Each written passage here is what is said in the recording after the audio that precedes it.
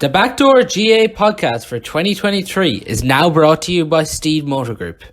For your personalised vehicle shopping experience, visit steedemotorgroup.ie. We are now delighted to announce our second sponsor of the podcast.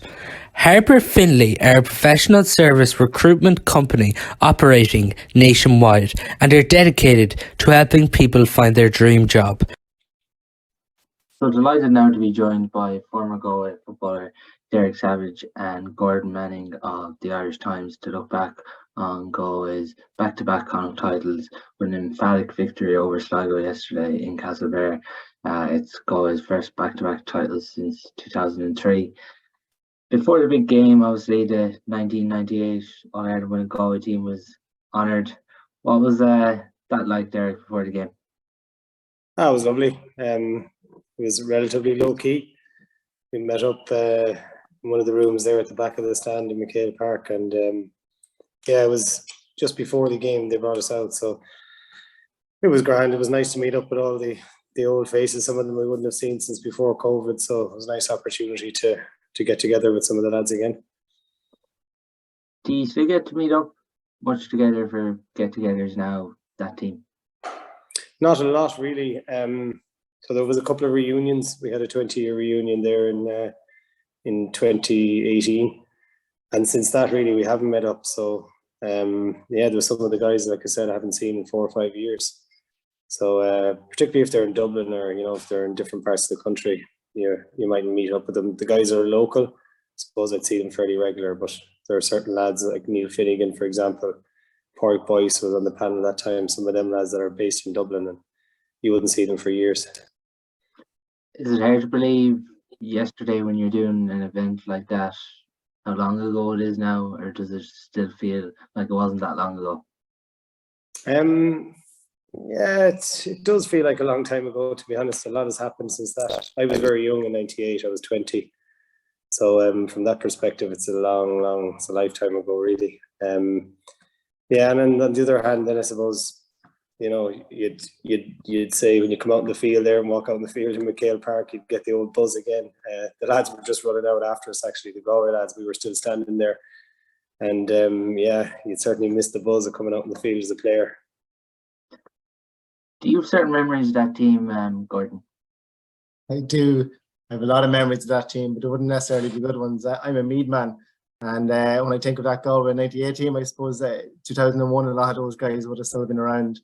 And I still remember where I was sitting in the final in 2001 beside my brother that day when Galway turned on the magic, and Porrick in particular on a deserving win that day. But it was a tough day as a Mead man. But that was a brilliant Galway team. They were a great team. And I was in McHale Park yesterday when they were when you go out onto the field, and a lot of guys still looked in decent shape there, to be fair. And just with that, Derek, it was obviously Paul Joyce and John Divley obviously didn't take part in it because they're involved with the team, but they're obviously walking out as you're being introduced as well. Yeah, they were, yeah. So Porrick and John's, their two sons were representing them, so that was lovely. So Porrick's lad Charlie was beside me there, obviously number 14. So it was really nice. And in the tunnel there, some of the players were knocking around as well, and Porrick and John, obviously we met up with John afterwards. Porrick couldn't make it; he was with the team, but it was a lovely occasion. It was kind of a family occasion as well, because a lot of the guys now had their children there, had their wives, had their partners, had their families. So that was lovely. Do you miss it, Derek? Absolutely, yeah. I only stopped playing club, a couple of years ago, and I suppose when you have the club, you have something that's not the same buzz, obviously, unless you're playing with the very top clubs. But it's never the same buzz really as the big days. But at least you're playing football. You're from a physical point of view as well. You're training. You're involved in something. You're always thinking about the next game. So yeah, when it's gone, you miss it in a big way. I think it leaves a big hole, particularly from the inter-county thing. When you're in the bubble, it's all you think about. You're trying to get through other parts of life as well. But even back when we were playing, it was starting to become nearly like semi-professional, really, in terms of the time that was spent we were doing all those gym sessions. We were based in Dublin around that time. Myself and John Dibley, Tomas Meehan, Niall Finnegan, Fergal Gavin and Pádraig Boyce. There was 6 of us, I think. And myself and John Dibley were in college, and really you just lived and breathed the football. So yeah, you'd miss it. You'd miss it in a big way. What's the most thing that you'd miss about it? Yeah, that's a good question. I pretty much used to enjoy training, which is maybe a lot of the guys say they wouldn't, but I used to enjoy the training. But the championship games, there's nothing like it. Galway Mayo was always pretty special down here. There's always a huge buzz around. I'd be living locally as well. There'd be a lot of Mayo people in the town of Tuam and working where I work in Valio. And there was always a great buzz then. But obviously the big days are, well, there's a kind of a mix that you can't really enjoy them when you're involved in it. But the buzz is just amazing. You can't really replace it with anything else, to be honest. Just with the game itself yesterday, Gordon, an emphatic victory for Galway in the end. Probably went along similar lines as we all expected, kind of going into this game. Yeah, to be fair, Paul, like Sligo actually got a decent start early on, but from the moment of first goal, I think that was kind of curtains after that. Immediately after that goal, you got a sense that even Sligo started to really try and force issues and force efforts and passes. They were getting turned over a lot in the middle. And the second goal then, and I actually thought Tony McEnany described it very well afterwards. He said, like, you can play as much Division 4 football as you want against teams in that grade, and you make mistakes and you might get punished, but you won't be punished as clinically as you would be by a top team, a Division 1 team. And from the moment of that interception in the centre of the field by Damien Comer, the goal just looked on, and you could see the difference. Galway just broke, and from the 45 out, even beyond that, you could see a goal was coming. And yeah, look, it was curtains by half time. In fairness to Sligo, they are where they are in their development.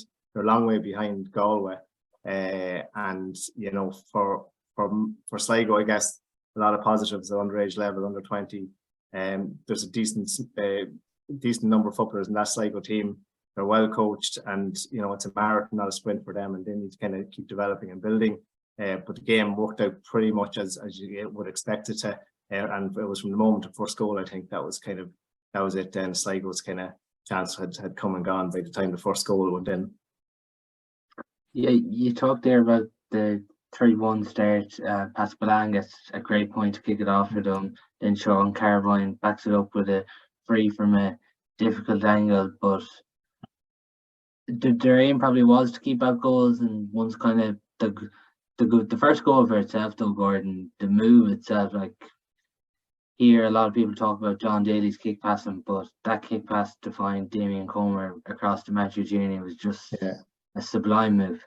Yeah, it was a John Daly pass, I think, if I'm right, was it inside? Yeah. And Comer squared it. But even at that, and Derek could know better, like the chance for Matthew Tierney, it was a difficult enough opportunity. Even at that, he still had a bit to do, and he just wrapped his foot around it perfectly, curled into the top corner. It was a beautiful finish, and just kind of epitomised the confidence that he is playing with at the moment, and he carried it on for the rest of the game. It was a great team move, wasn't it, Derek?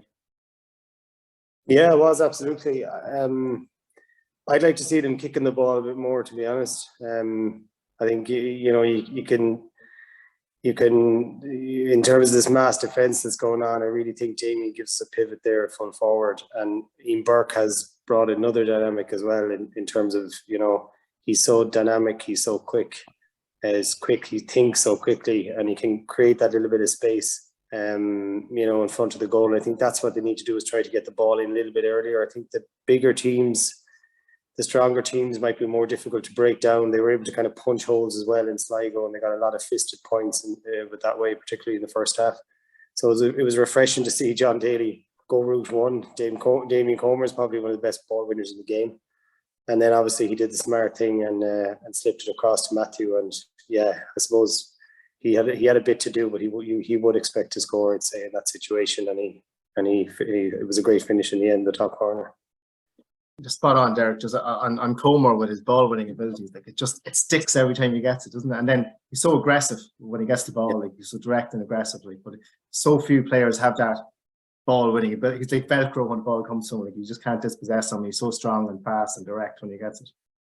Yeah, he's an extremely consistent player as well for Galway, but he's that extra dynamic, I think, that can make the difference. I suppose he has to be in close to goal. We'll try and keep him close to goal, I think, as much as we can. And then really he ties up two defenders, because if it's 1-on-1, it's too dangerous really from an opposition point of view. So I think if we can get Shane or Ian playing in there with him, and we can hit some direct ball in, at least to keep the opposition defence thinking. He's a huge asset. He really is. He's such aggression that he goes for the ball with. Yeah.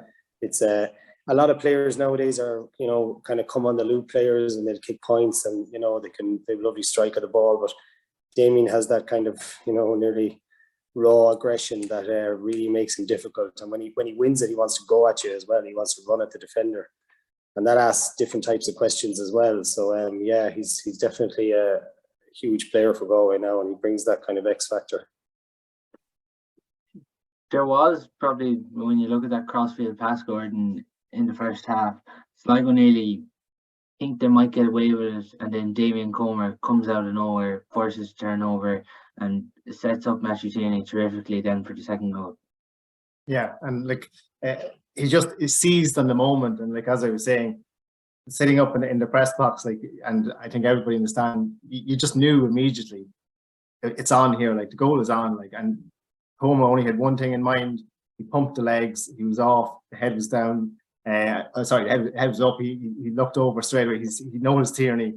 He buried on forward, and when the pass was on, then over to the right, picked out Matthew Tierney. And again, Tierney showed great composure around his goal and slid it in. Again, showing the player playing with confidence. But yeah, I mean, it just goes back, again, maybe like what Derek was saying, some players maybe if they intercepted that ball might have been a little less maybe gung-ho, maybe might have tried to be a bit more careful in what they went, or what they did with it. But Homer was just direct, aggressive, straight, seeing that they were vulnerable here, seizing the opportunity, and took the goal. And I think he said afterwards in the Roscommon game in the championship, he kind of missed the chance himself, similar enough one. Coming in at that angle, he did actually score a great point afterwards from it, but this time he squared it over for Tierney, and great goal. Jerry, just watching that yesterday, after them 2 goals for Galway, it was really one-way traffic. When you're watching that and you see it really was just not really a contest after that, how were you watching it? Did you enjoy it, or was there stages where it just maybe got boring? Absolutely, yeah. I'd say both. There were some moments of real quality and real class. I think Sligo got some good scores as well. Galway, with Matthew Tierney and others, Matthew Tierney in particular, I suppose, was one of those days where he really turned it on, which was very enjoyable to watch.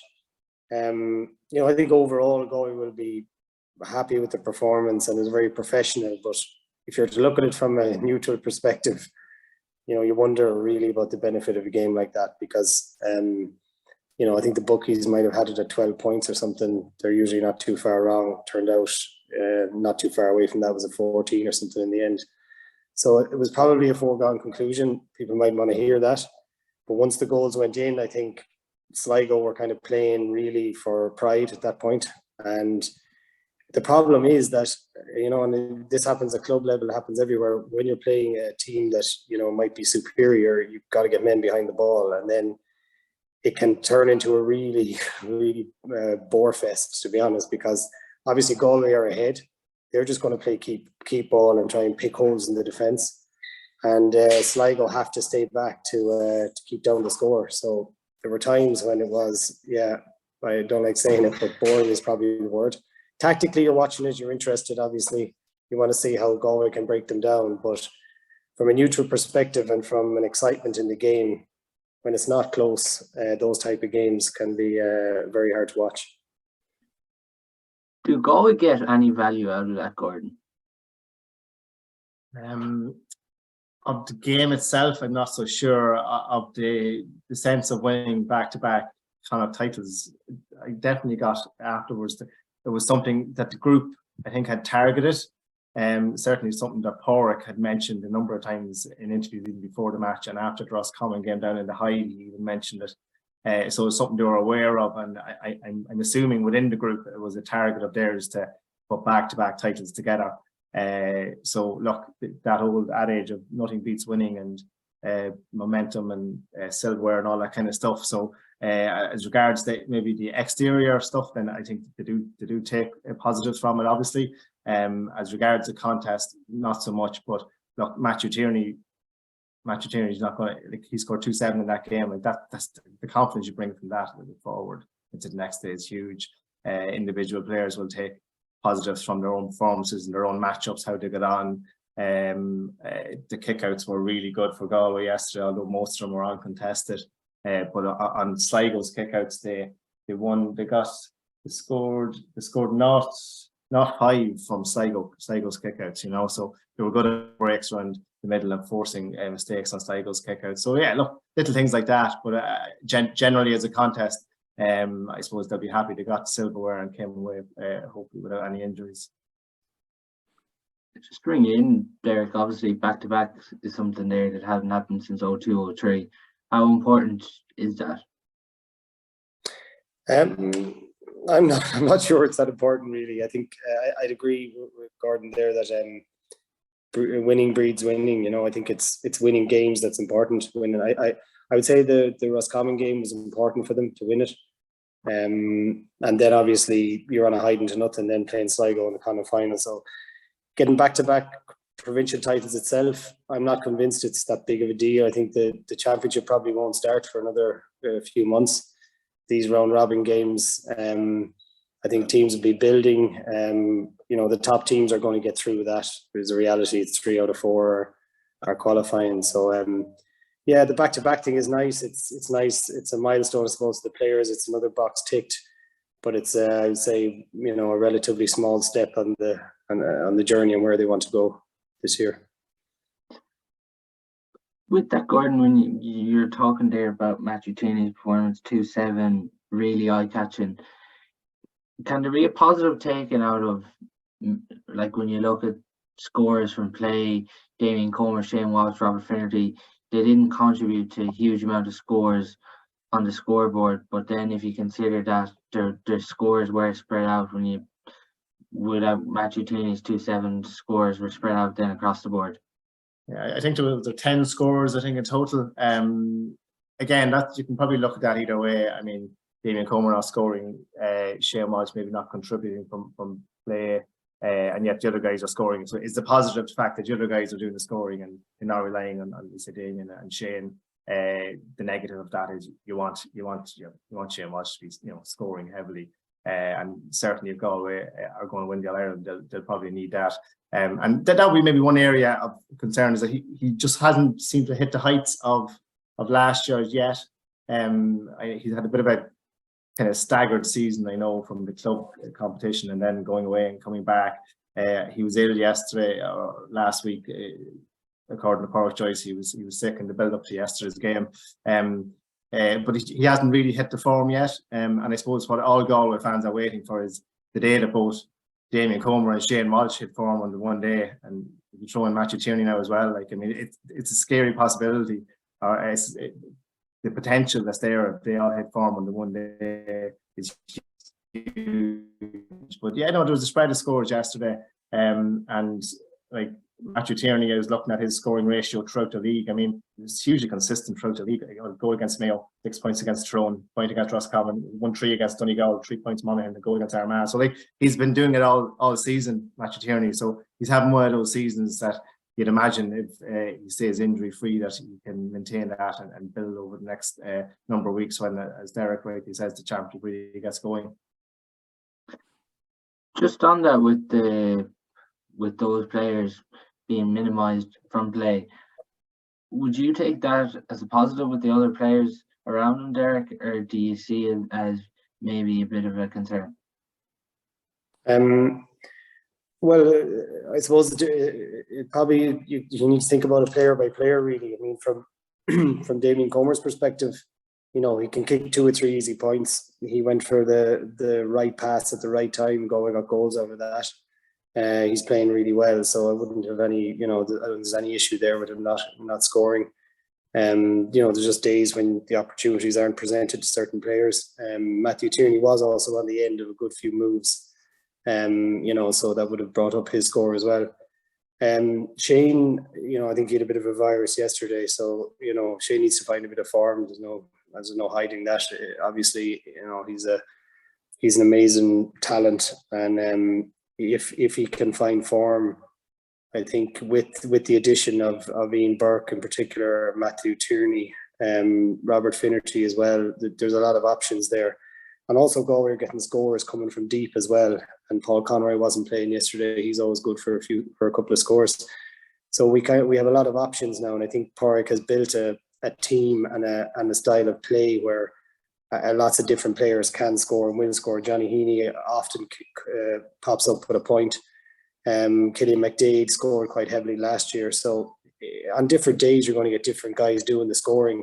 The main thing you want to see is that they're playing well. And if the guys are playing well, it's not really necessarily about who's getting the scores. And I think the vast majority of the Galway players are playing well at the moment. Player that we haven't mentioned as well, Gordon, he was playing the wing forward role for most of the season. Obviously, Paul Conroy gets injured. He goes into midfield. Peter Cook, it really seemed like yesterday was the day that it really clicked for him. And he had shown that in glimpses throughout the league. Yeah, I think I've seen Galway 4 times in the flesh this year in the Even Championship, and I've noticed, and you guys might see more of them, but he seems to have got more comfortable and better as the season has progressed. Like as naturally enough, we settle back in, and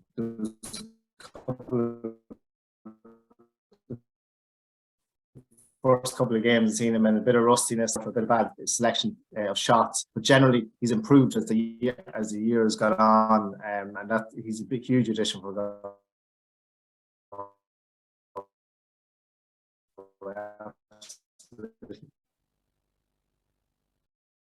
Gordon just seems there to be breaking up a bit. Am I back there, lads?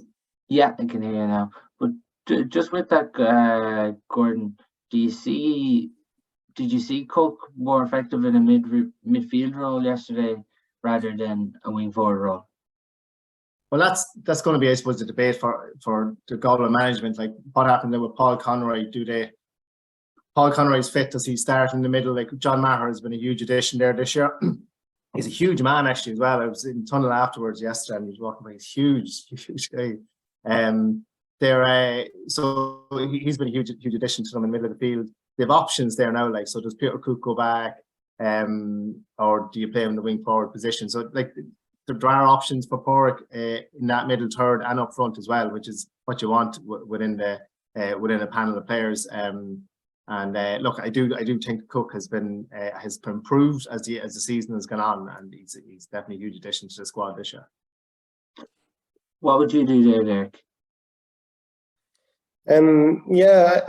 Peter Cook, I suppose when he was gone there for a year or two, certainly was missed. He brings a very, he's very calm on the ball. He's a really good striker of the ball. He's another really tall player. And Galway have a lot of tall guys around the middle now, and he's another option for kickouts, which is very good. What would I do? I'm not going to second guess Pádraig anyway. I think the guys are doing really well. So whatever they go with, I'm sure will be the best of what they see in training. But you do have Killian McDade who can go to midfield, and you can slot in Colin Sweeney or someone else at wing back there. That's certainly an option for him. Maher has been a great find because it gives us that extra strong powerhouse around the middle that if Paul Conroy is struggling maybe towards the end of games, it's a big ask to play midfield for a full championship match, particularly when they get to Croke Park and the intensity really goes up from the quarter-final on. So I think Pádraig will be very happy that he has that option now with Peter Cook to go into midfield as well and to plug a gap there if he needs it. Yeah, well, there's an argument there as well, as Derek was saying, Gordon. Now with McDaid, you bring him back into midfield. You did feel like yesterday at 7, McDaid running from deep was definitely an option that Galway can go for their steer, but then it's obviously hard. But like McDaid's pace running at 11 or from 7, it nearly reminds you of kind of like Gavin White, Jack McCaffrey kind of pace running from deep, picking those holes. Yeah, well, I think as Derek was saying earlier, with the scores coming from deep and the players that can get on scores, there seems to be almost a license or an expectation within the setup that players are encouraged to get forward from whatever position. You know that. So the traditional 1 to 15 positions that we might kind of remember don't really kind of manifest themselves in reality a lot of the times nowadays. But like Sean Kelly, for instance, I mean, again, you guys will have seen more of Galway maybe tonight this year. Sean Kelly for me has been outstanding. I mean, outstanding. I think he's been brilliant when I've seen him in games this year. And he's got a goal against Mayo. I think he was got a point yesterday, didn't he? And he got a point against Tyrone in the league as well, and in the league final. Like, so he's got forward for scores. Like, but like he seems to have added that level to his game again, even more. That he's even getting forward more than previously. So that seems to be a developmental piece within the setup, that they're encouraging players like him to be even more adventurous. And he's put some of the best players, the best opposition players, on the back foot, you know. And like, if you're keeping them as far away from your goal as possible, that's a double benefit, especially if you can get on the scoreboard or help set up attacks. And Sean Kelly has been brilliant at that this year. So like, certainly the weapons are coming from deep, and whether it's Killian McDaid, as you mentioned, or Sean Kelly or Dylan McHugh getting forward, like, to have options coming from deep, and certainly that running game and players getting forward certainly seems to be a tactic as part of the game plan for Galway.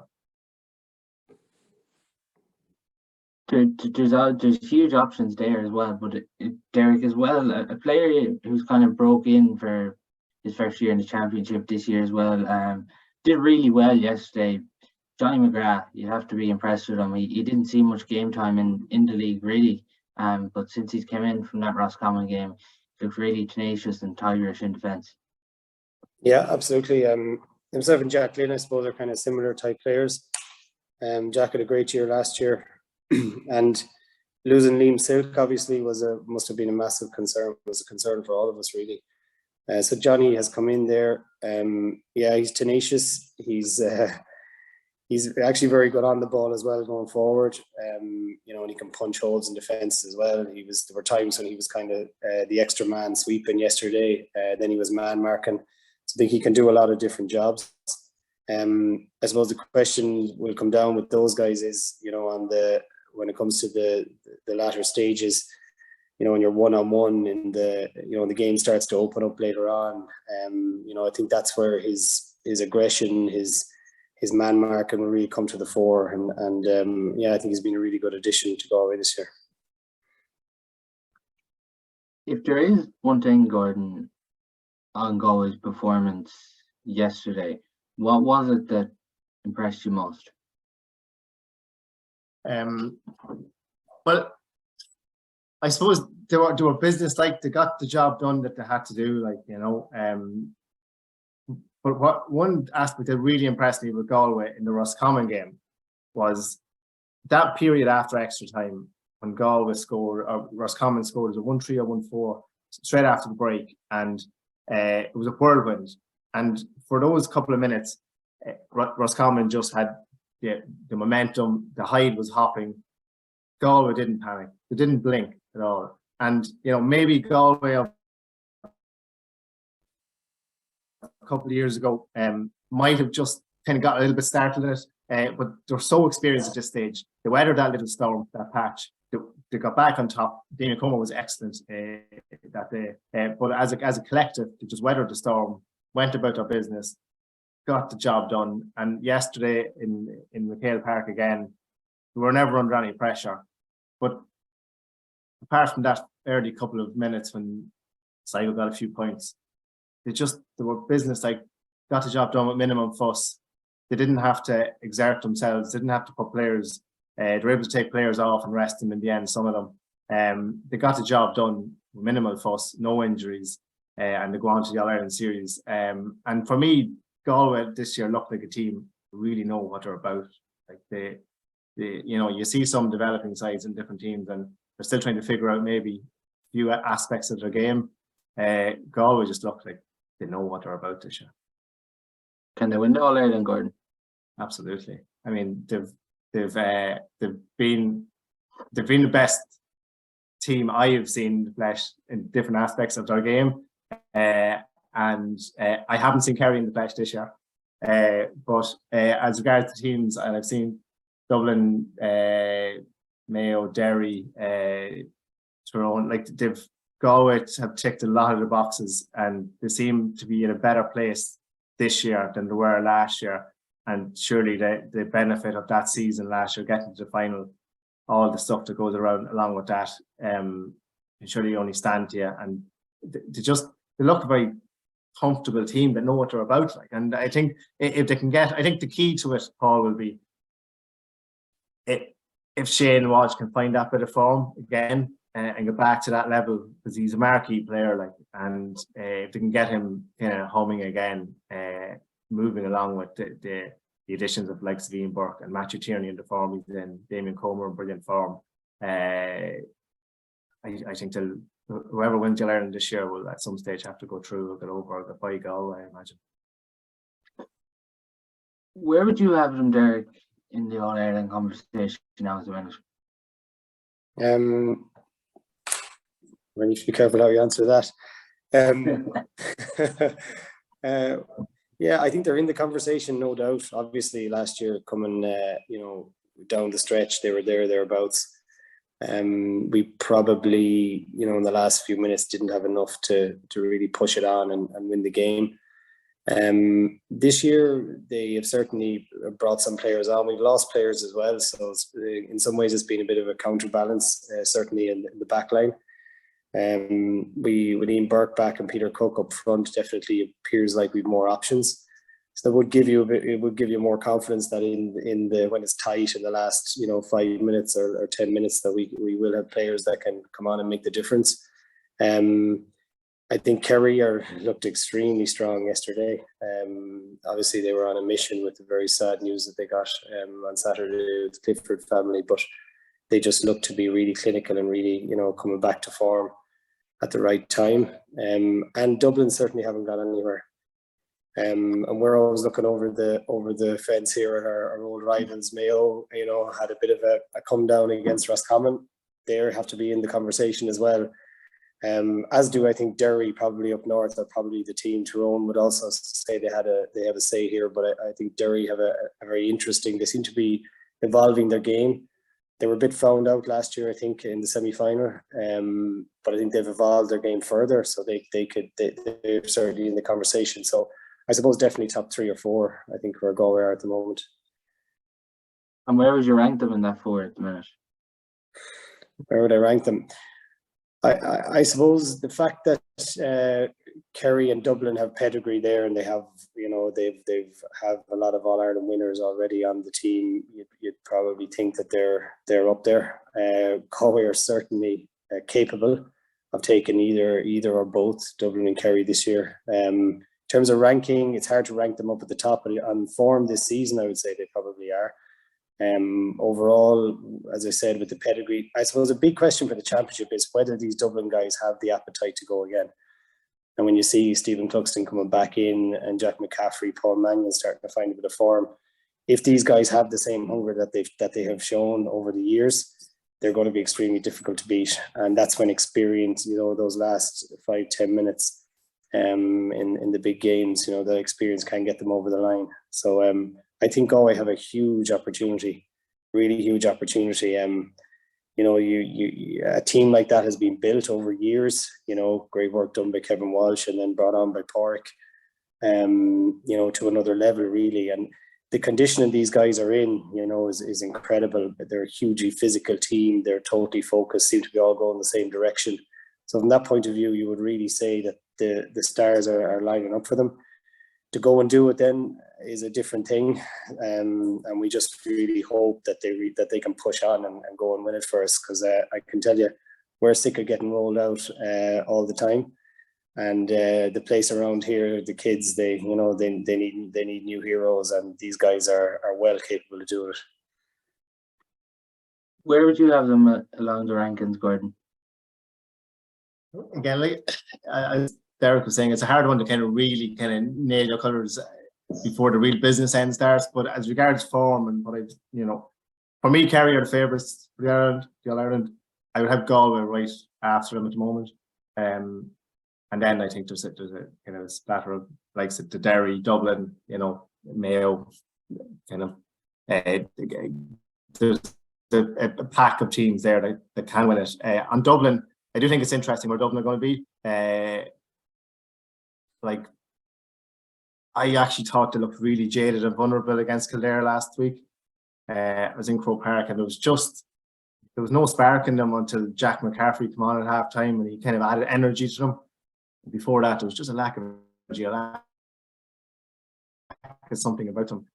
Now, look, they've so many good players and so much experience that they can just pick it up and they'll be at the business end no matter what. But they certainly have a bit of ground to make up, I think, to find the kind of energy levels and the cohesion that and the decision making and all that kind of stuff that comes with winning big games that Galway seem to have at the moment. So to get back to that level, Dublin certainly can do it, but they do have a little bit of work.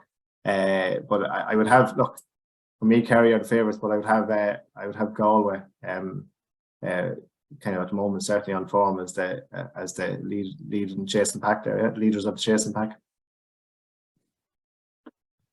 Just with that, Derek, there when you were talking about you're sick of being the last team to do it, and you want this kind of new crop. There's obviously a vested interest when you have Porrick and John Divley there, but what kind of characters were they like on and off the pitch when you were playing with them?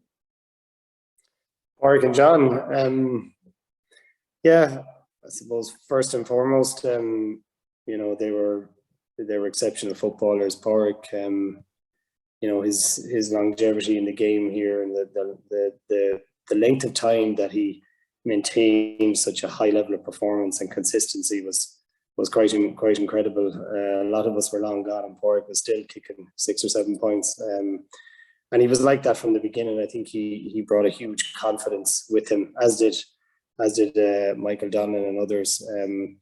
So I was actually in college with John Divley when we won in 98, 2001. So we've great memories. We spent a lot of time around different places, different. We had lots of good times and good memories from then. And Div was a man that enjoys the crack, always did, as does Porrick. But I think he brings a lot of. Divo in particular is a great people's person, and he brings a lot of charisma. And I know that players will want to play for him, and they'll enjoy his company. And the same with Porrick. I think Porrick's the biggest thing is for him is his absolute will to win and his confidence and belief in what he can do and belief in what Galway football can do. And I think that's been seen in the team over the last couple of years. That belief is there. They're playing with a swagger, which Porrick would have played with when he was playing. So I think they're bringing different elements to the setup. It obviously works with Cian O'Neill and John Concannon there. It seems to work really well. There's a lot of positive vibes around the place about it.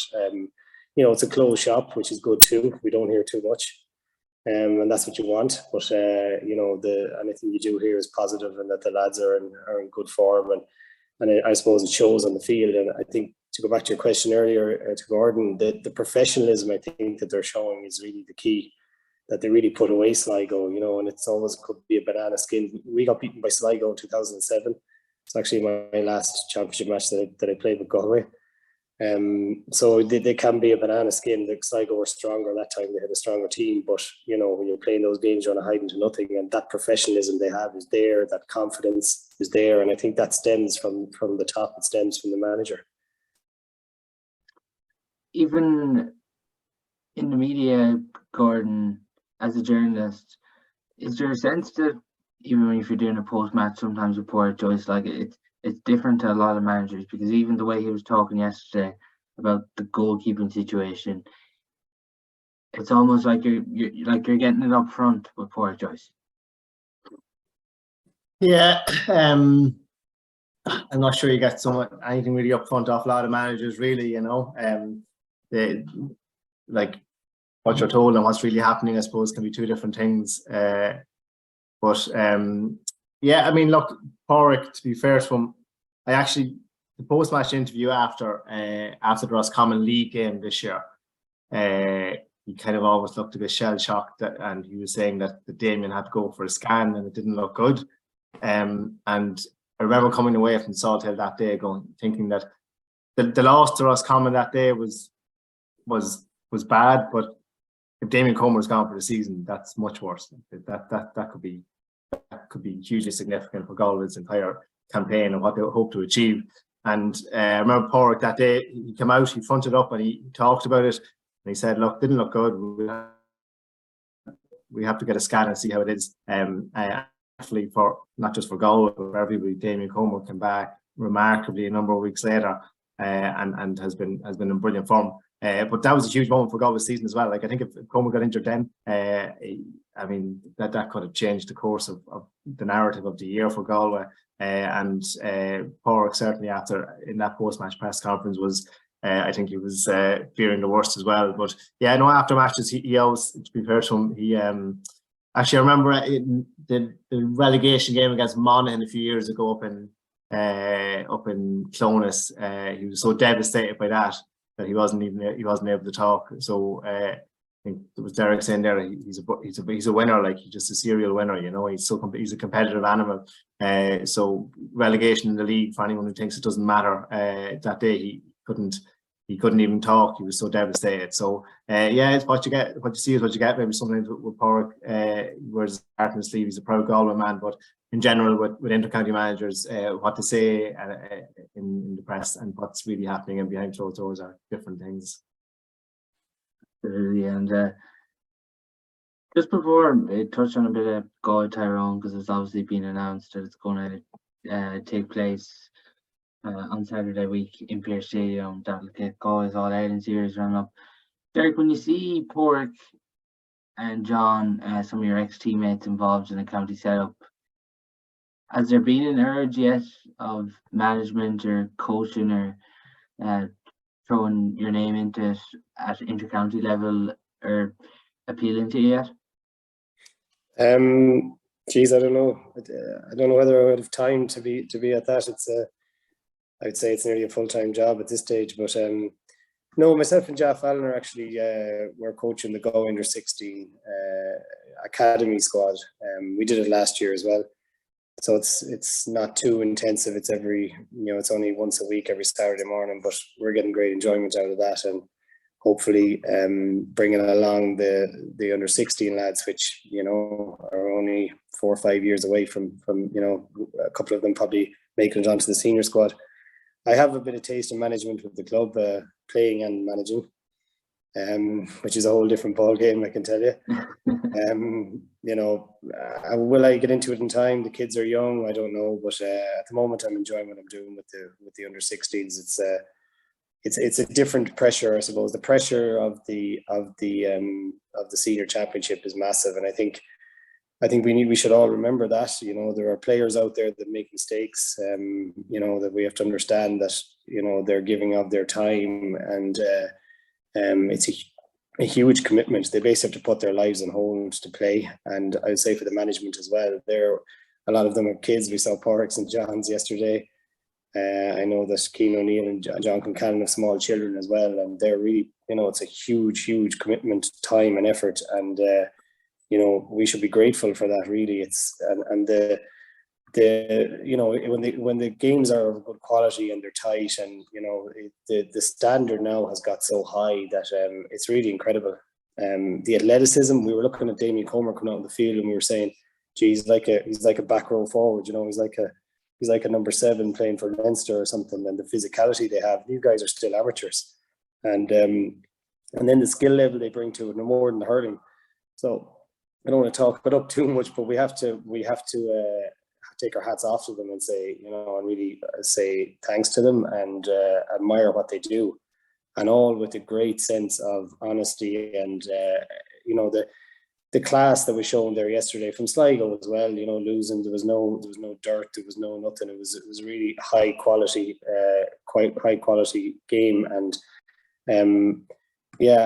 if what it takes to get to that level is the point, and it takes, we were kind of doing it up in terms of hours. It's probably 40 to 50 hours a week these guys are putting in, the management are putting in, between analysing games, between coming up with game plans, talking individually to players, planning out sessions, talking to county board, logistics managers. It's an incredible, I suppose they have a big backroom team, but at the very top, the manager, the buck stops with him, and that's the point. And I think that's why it's a huge undertaking. If you're going to take it on, you'd really have to be ready.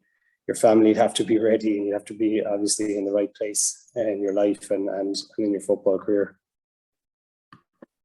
Sure. And just with Galway coming up now against Tyrone, I was only recording the Hurling podcast earlier, and we did go down a small bit of a tangent of, I suppose, criticism of GAA Go at the minute that it seems to be coming in with. What have you made, Gordon, first weekend of the All-Ireland series? Kerry play Mayo, Galway play Tyrone. 2 games fixed for GAA Go. At the minute, it doesn't look like they're going to be shown on RT live at all. I get a little bit confused by the argument sometimes on GAA Go on pay-per-view and what people want and expect. And I know it's a bit of a touchstone issue for some people. I suppose basically the question is, what do we expect or what do we want? So do we want every game to be on TV? Do we pick and who gets to pick and choose? So some of us might want those football games on. There's obviously a lot of hurling people are disappointed certain hurling games aren't on. So do we show all hurling games? Do we show all games? Is there where the argument moves depending on who's making the argument, and I wouldn't like to be the person who has to come up with a schedule of games and put it together. But as regards the GAA having a pay-per-view service or a subscription model and games behind the paywall, I mean, I don't think we're coming back from that. I think in modern society, modern world, and media rights partners, and it's, whether we like it or not, it is the way of the world when it comes to major sporting organizations and how they monetize their product, for the want of a better phrase. Some games go behind the paywall, and that won't sit easily with people, and people are going to get upset about it, and people might consider the GAA should be different than other sporting organizations. And I just find it's a hard argument to. There's no end or start to it, because everyone has a different opinion as regards how many games should be shown, what games should be shown, and it's I think it's a difficult one. It is, in a sense, Gordon, as well, which we're going to have over the championship. A lot of people that give out about hurling not being showed this weekend, that there was football shown, but obviously that weekend where Galway Tyrone is taking place at Kerry Mayo, that's going to be a hurling weekend too, and ultimately, if people want to see it, then they can go and purchase. It's probably the way to look at it. Yeah, I mean, okay, I'm not that old, right? But I'm not young, I suppose, either. But I still remember a situation where you only had provincial finals on TV, and All Ireland semi-finals and finals. We now have more games on TV free to air than ever, and if we want extra games, then it looks like we have to pay for a subscription. Now, I suppose the issue a few years ago was that it was Sky Sports, and some people took umbrage with the fact that it was Sky Sports. And now I suppose people have issue with GAA Go, which is a 50-50 model, or 50-50% ownership between RT and the GAA. But look, I really think it's a difficult one to answer, because some people, no matter what point you make, will think that there should be more games on, and other people will argue that, well, even if there's more games, they're not showing the right games. But the baseline for me is I don't think we're ever going to come back in a situation where there won't be some games behind a paywall or subscription model of some description. I think that's just reality of the kind of the time we live in. That's what in the Irish Times, we have subscription model as well. Most media outlets do, and it is the way it is. Like, would I like to see every game free to air? Of course, that'd be great. But does it make sense for a sporting organisation to try and make money for their organisation to do that? No. And what hasn't been admitted, I suppose, here by the GAA is that NRT, obviously they've taken a strategic choice that the hurling games in particular, they see them as popular games and that they can sell more packages and subscriptions off, and they're keeping them behind the paywall as their kind of incentive to get people to join up. Seems to be the kind of tactic they've gone with. What have you made of it all, Derek? It's interesting, you know, people sort of speak out of the two sides of their mouth in this one. A lot of people think this whole round robin series is a waste of time, but yet they're giving out when they can't see the games on RTE. I think there's going to be, unfortunately, with this round robin, there's going to be a lot of damn squibs.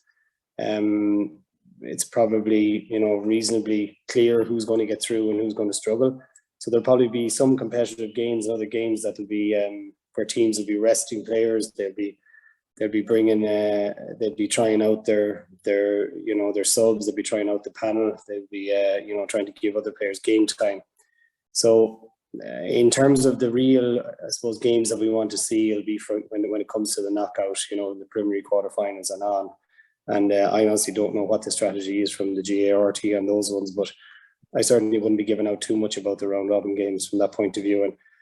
And look, hurling is obviously they can only show so many games, and it's an incredible sport in itself. And you know, we all want to watch those games as well, the Munster Championship games and the All Ireland series. So they've got a great product now, and Gaelic football, for all its ills and all its mass defences, has still got a huge following. But I think, as I was saying earlier, we need to see close games, and I think when teams are evenly matched, it really is a great spectator sport. So hopefully we get a lot of those games as we get on later in the championship. Galway Tyrone is definitely a game to get excited for, Derek, to open up the series at home. It is. Yeah, it is. I mean, I think there'll be a big crowd in Pearse Stadium, definitely. We'll win ourselves to watch it. We'll bring the kids. There'll be a big Galway following in there. I'm sure Tyrone will be a good crowd. End of the day, is the result the be all and end all? I suppose teams will be trying to avoid the preliminary quarterfinal. From that perspective, there is a carrot for winning the game. But if you lose, it's not the end of the world either. So, you know, will it have the real cut and thrust that you might be looking for? I'm not sure. At the same time, it's certainly the top 8 teams, 6-8 teams going at each other in the championship. So, yeah, it promises to be a great occasion, and certainly those days in Pearse Stadium as we're heading into the summer now, and the sod is getting drier. And it was interesting, the pitch down in Castlebar, it was still a little bit heavy yesterday because we were out in it. And as the pitches are drying up, I suppose the game gets faster then, and it gets hopefully gets more exciting. So we're all looking forward to it. It does seem like a game, Gordon, that could properly open up this All-Ireland series, Galway and Tyrone.